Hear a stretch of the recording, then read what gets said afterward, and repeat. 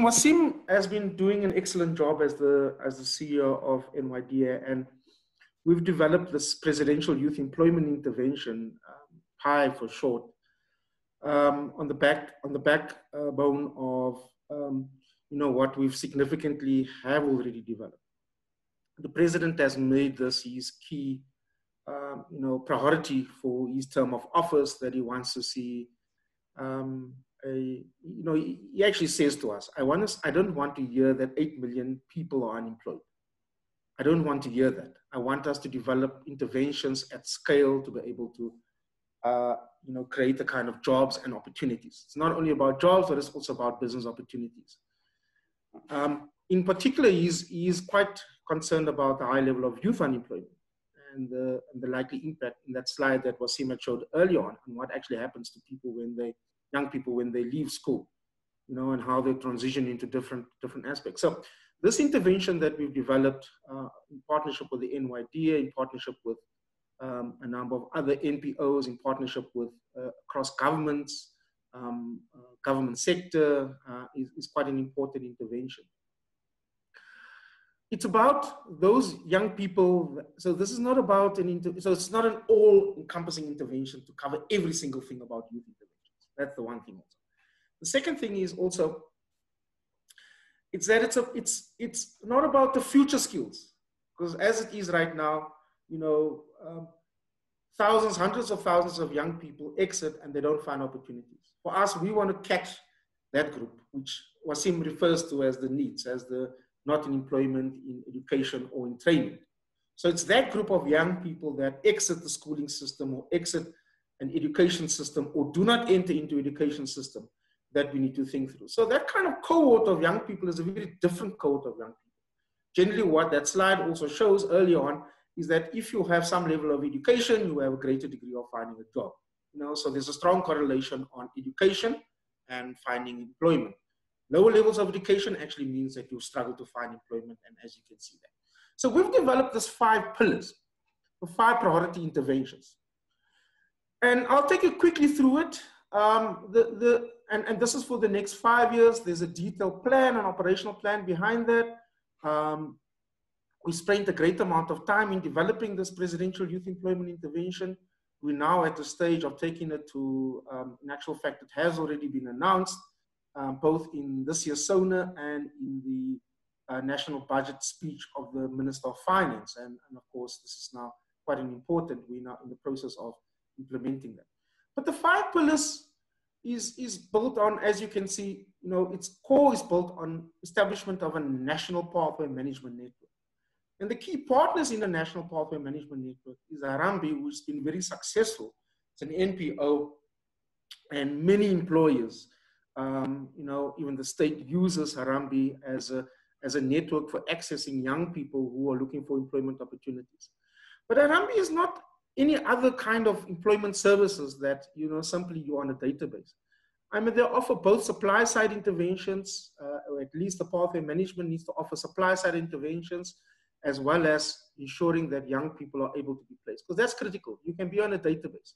You can have some basic package of support, for instance, that includes, second chance matric, preparing you for interviews, psychometric testing,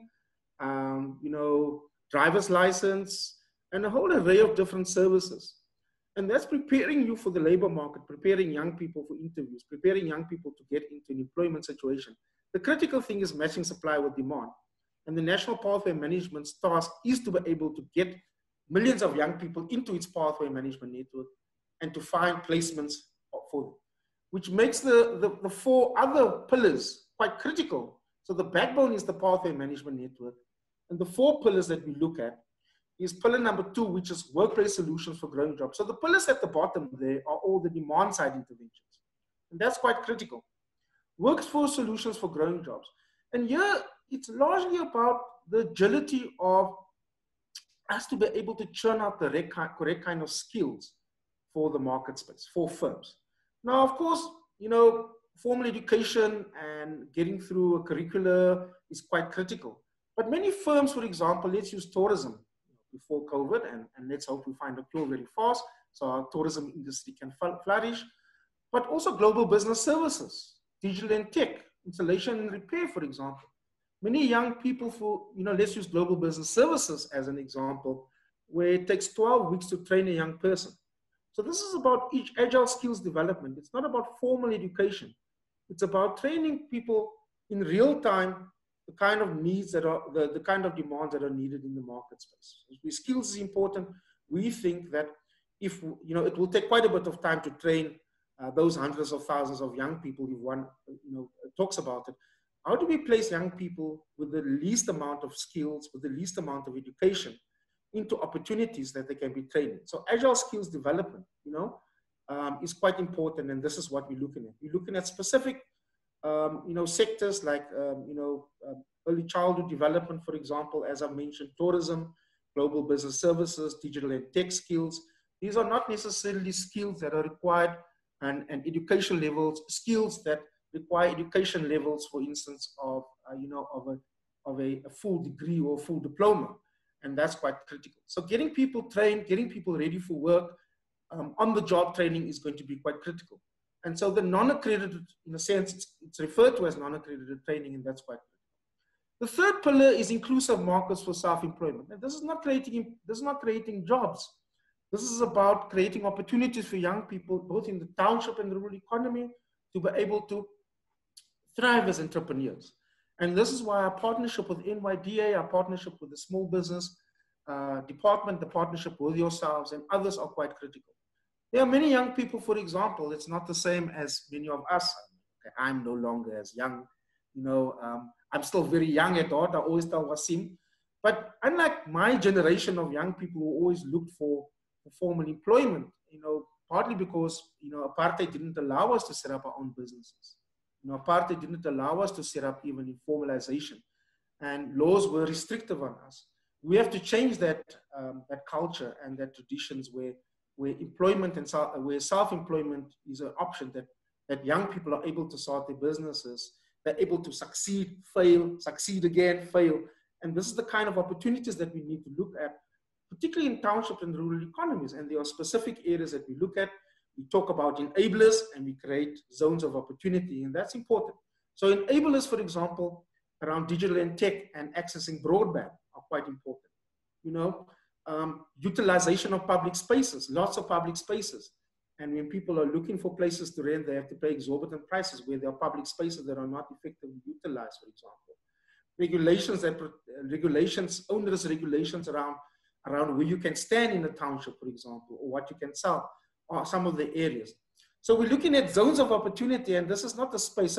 So this area is not about giving more money, because the NYD and the small CFA and CEDA are important in this regard. This is about creating those opportunities and setting up a particular fund, which is called the Challenge Fund that we're setting. The fourth pillar, sorry, I'm just closing now. The fourth pillar is workplace experience. And here there are two fundamental problems. Many young people who want to go into employment don't necessarily have the kind of experience. First, there are quite a lot of restrictive measures of young people by formal businesses around ensuring, asking, the first thing that you have to know is that, do you have some experience? Or, for example, saying you need 5 years experience. So experience becomes quite a pertinent area for firms, and we need to develop that. There are two aspects of this. First is to ensure that the youth in employment service is able to ramp up significantly and get that 1-year placement. But the second and most important component is that many young people finish the educational component. So those who, for example, finish the technical vocation and education training institutions, TVET components, aren't able to find placements. So they're able to qualify and get their diploma, for instance, their certificate, their piece of paper as an artisan or as a trained and qualified. And so we don't really know what has happened to them. So we're working on a process as part of this intervention to ensure that we track young people who have finished the educational component, right, but have not completed their practical component to get their full degree. And so we're looking at a number of things. And the fourth and last pillar, which the president is quite excited about and which we're going to actually grow quite fast in the next few weeks, and Wasim again has been quite instrumental in developing this, is development of a presidential national youth service. And this presidential national youth service, as we look at right now, Immediately, initially, we thought about a number of other areas, for example, as counselors on drug and substance abuse, on support around particular, extracurricular activities at school. We are saying these are also important, but for instance, the National Youth Service could also be critical in preparing schools for COVID response, deep desanitization, basic awareness for young kids to ensure that they protect themselves and that they adhere to the protocols of the school, supporting public facilities that are going to be utilized in townships and rural areas, and in city centers. And so the National Youth Service is quite an important component of where we can place and transition young people from. The point about the program is getting them from learning to earning. And we think matching supply and demand from these kind of interventions are what we require and what government has adopted, and we are in the process of rolling it out.